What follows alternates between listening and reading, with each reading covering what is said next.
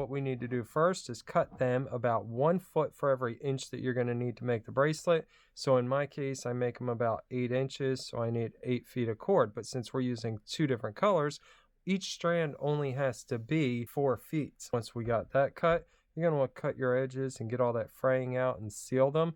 I cannot find anything to seal it with at the moment, so I'm going to go with it because we're going to cut off the excess anyway. Wrap it around the single side of your bracelet, and then we're going to make a slip knot. Pull up tight to the bottom of the buckle. Now the thing is that we're going to have this not be on the other end. So unlike measuring it for like a cobra weave or something and knowing how far it needs to be made, we're actually going to have to keep checking as we go. That's what I had to do with this one. Put it where I want it, go around till I knew that it was close to it. So you're going to want to make that out by going one side, the other side, pull tight, get it nice and locked down, and then repeat that all the way around. I'm going to real quick do this one, and then I'll show you what to do when we need to get it finished up. So we're going to take that last loop that we had, pull it all the way through. Now I'm going to take this one and I'm going to go back up through it. Since this is the one that pulls tight, we're going to pull that one up through there. Then we are going to pull it tight. Pull both of them tight, as a matter of fact, to get them last couple of ones pulled. They'll squish down together. So we're going to pull them tight, pull that out, pull it nice and tight like that. Then what we're going to do is we're going to run this through the first loop. I'm going to pull it through the second one. Now I'm going to unclip this, get it out of the way, and we're going to pull this one through just like we did the other one. Pull it through, pull it back through.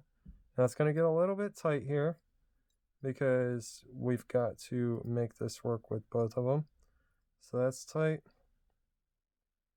And then what do I do with it? Alright, so that one's tight. And that one. So we're going to pull both of them nice and tight where we want them to be.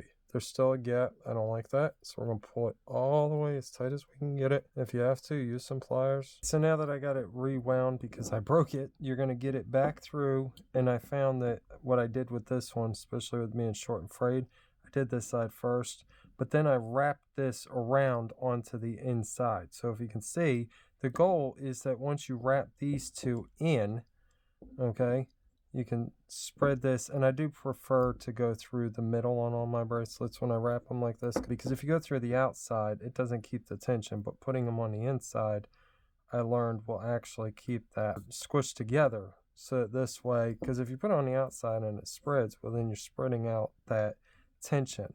But by putting and then wrapping it over is nothing. But then what I'm going to do is I'm going to poke through between the two of them on here.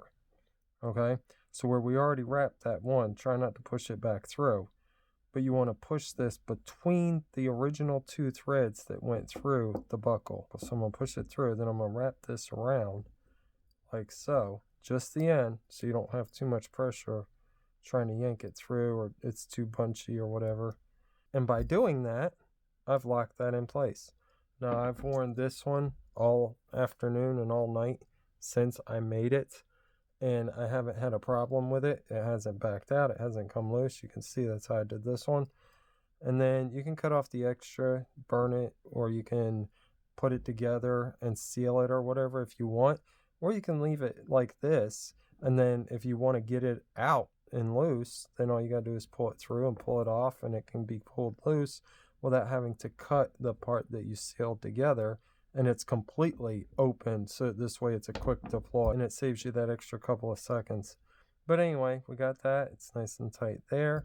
We got this one. Then when we put it on, hopefully it fits.